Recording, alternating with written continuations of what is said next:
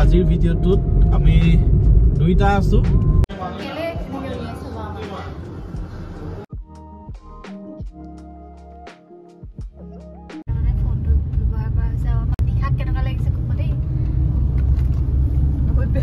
এই জনি ধুনীয়া লাগিছে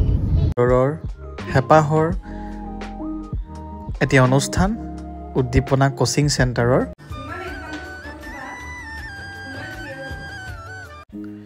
নমস্কাৰ কেনে আছে সকলো আমাৰো বৰ্তমান ভালেই আৰু বহুত দিন ইউটিউবত ভিডিঅ' দিবলৈ পৰা নাছিলো কিন্তু সময় উলিয়াই ফেচবুক আৰু ইনষ্টাগ্ৰামত দুই এটা পোষ্ট দি থকা হৈছিলে আৰু পুনৰ এটি ভাবিলো ভিডিঅ' আপোনালোকৰ মাজলৈ আগবঢ়াওঁ আৰু আজিৰ ভিডিঅ'টো আৰম্ভ কৰিছো নিশাৰ ঘৰৰ পৰা আসলতে নিশা থাকিবলৈ গৈছিলে দুদিন ঘৰত আৰু হিয়া মই আনিবলৈ গৈছিলো তাই হিয়াৰ এক দৃশ্য ইয়া হেল্ল' এভৰিৱান সকলোকে নমস্কাৰ জনাইছো অন্যটি ভিডিঅ'লৈ আপোনালোক সকলোকে পুনৰবাৰ স্বাগতম জনাইছো আৰু আজিৰ ভিডিঅ'টোত আমি দুইটা আছো আজি বিশেষ কি কম কথাটো হ'ল কি আমি আহি আছিলো এতিয়া মই কোৰ্টৰ পৰা ডাইৰেক্ট নিশাক নিবলৈ কথাটো এনেকুৱা ৰাতিপুৱাই অহা কোৰ্টলৈ তাৰপিছতে নিশা আহি পেলাই আছিলে সি ঘৰত আৰু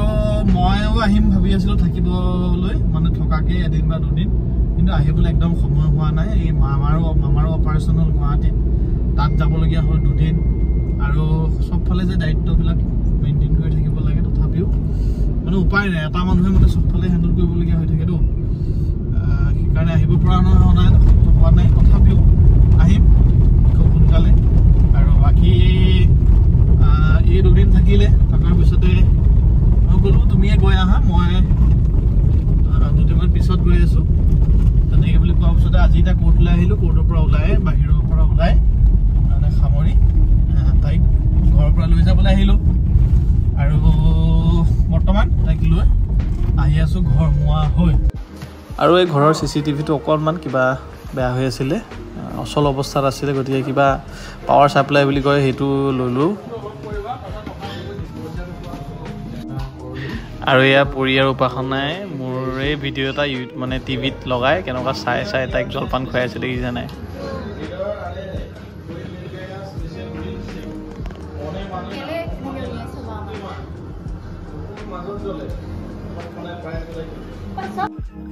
আৰু এয়া পৰি আৰু মোৰ কিছুমান বিশেষ ক্ষণ আৰু এই ক্ষণখিনি মোৰ কাৰণে সদায় মানে কি ক'ম আৰু আজিকালি তাই বেলেগ দুষ্ট হৈছে লগতে আৰু অদ্ভুত কিছুমান কাণ্ড কৰি থাকে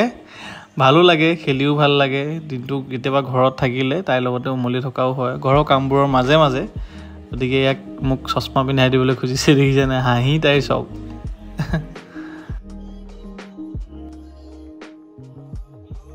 আৰু আমাৰ পৰিজনীয়ে আজিকালি কথাবিলাক বুজি পোৱা হ'ল দেই মানে কেতিয়াবা যদি কওঁ মামীক মাতি আনাগৈ যোৱা একদম ধুনীয়াকৈ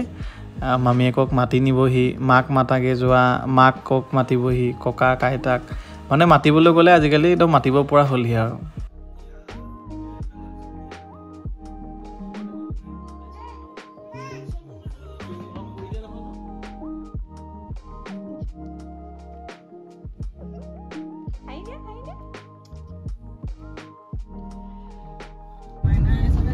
এইফালে আমি এতিয়া আঙুঠি পিন্ধাবলৈ যাবলৈ লৈছো এইফালে মা ৰেডি আমি কুকুকন বাবু মানে মমায়েকৰ বিয়াত যিযোৰ পিন্ধি পেলাই এইযোৰ বেলেগ ধুনীয়া লাগিছে দেই চুইদাৰ এযোৰ পিন্ধি আছে আৰু ধুনীয়াকৈ আমি তাইক ফোন দেখাই নিব লগা হৈছে কাৰণ বহুত বেছি আমনি কৰি দিছে শুব বিচাৰিছে সেইকাৰণে ফোনত মানে যি আহে আৰু সেইটোকে শুব আজিকালি ফোনটো দিয়া নহয় টিভিয়ে দেখুওৱা হয় তথাপিতো এতিয়া যিহেতু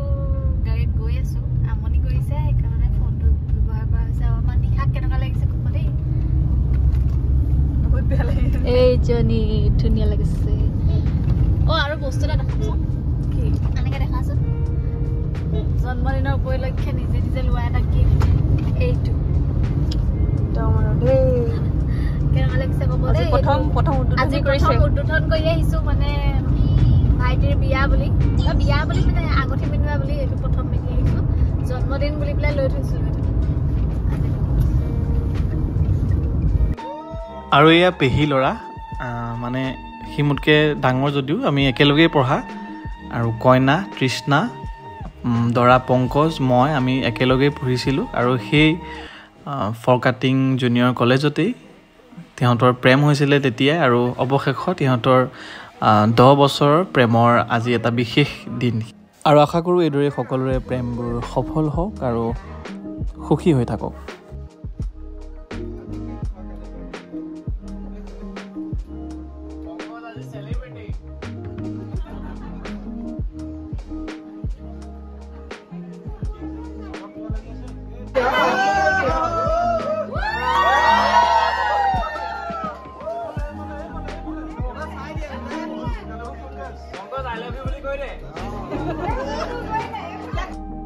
আৰু এয়া আমাৰ সকলোৰে আদৰৰ হেঁপাহৰ এটি অনুষ্ঠান উদ্দীপনা কোচিং চেণ্টাৰৰ শুভাৰম্ভণিৰ দিনা অৰ্থাৎ 9 মে' তাৰিখে আমি উদ্বোধন কৰিছিলোঁ আৰু 7 মে' ভাবিছিলোঁ আমি কিন্তু কিবা অসুবিধাৰ কাৰণে আমি 2 দিন পিছুৱাবলগীয়া হ'ল এই অনুষ্ঠান য'ত উপস্থিত আছিলে কেইবাজনো আমাৰ শ্ৰদ্ধাৰ শিক্ষাগুৰুৰ লগতে অভিভাৱক আৰু ছাত্ৰ ছাত্ৰী আৰু পৰীৰ নামেৰে অৰ্থাৎ পৰীৰ অন্য এটি নাম উদ্দীপনা আৰু তাইৰ নামেৰে এই শুভ অনুষ্ঠানটি আমি আৰম্ভ কৰিছোঁ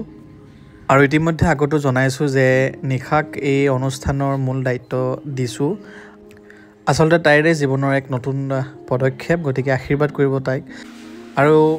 মই যিহেতু বৰ্তমান এজন অধিবক্তা হিচাপে প্ৰেক্টিছ কৰি আছোঁ আৰু বা প্ৰাথমিক বিদ্যালয়ৰ শিক্ষয়িত্ৰী হিচাপে কৰ্ম কৰি আছে আৰু ভণ্টিয়েও সংগীতৰ ক্ষেত্ৰত কাম কৰি আছে আৰু যিসকলে ভিডিঅ' চাই তাইৰ ভাগৰ ভণ্টিৰ বৰ্তমান কি হৈ আছে নাই আপোনালোকে গম পায় আৰু লগতে নিশাও বিয়াৰ আগত 2খন ব্যক্তিগত খণ্ডৰ বিদ্যালয়ত কৰ্মৰত অৱস্থাত আছিল গতিকে অভিজ্ঞতা যথেষ্ট আছে আৰু এয়া মা আৰু দেউতা বোৱাৰীকে নতুনকৈ কোচিং চেণ্টাৰ খুলিছে আৰু পিছদিনা ক্লাছ হ'বৰ বাবে তেওঁলোকে আগদিনা সন্ধিয়া জেগাখিনি পৰিষ্কাৰ পৰিচ্ছন্ন কৰি দিছে বাকী সকলো নিশাহঁত উপাহঁতো বেলেগ বেলেগ কামত লাগি আছিলে বাৰু আচলতে এই দৃশ্যটো এইকাৰণেই ৰাখিলোঁ কোনোবাখিনিত মই মনে মনে ভিডিঅ'টো কৰি ৰাখিলোঁ যে বোৱাৰীজনীক জীয়ৰী হিচাপে যে ভাবে আৰু এইখিনি এটা উদাহৰণ হওক সকলোৰে বাবে যে আনৰ ঘৰৰ পৰা এগৰাকী ছোৱালী বোৱাৰী হৈ আহিছে বুলি নহয় সেই বোৱাৰীগৰাকীকো নিজৰ জীয়েকৰ দৰে যদি আগবঢ়াই নিব বিচাৰে সুখ দুখত যদি সমভাগী হ'ব বিচাৰে মৰম চেনেহেৰে যদি দুটা কথা কয় তেতিয়াহ'লে কোনজনী ছোৱালীনো নিজৰ শহুৰেকৰ ঘৰত চকুপানী টুকিবলগীয়া হ'ব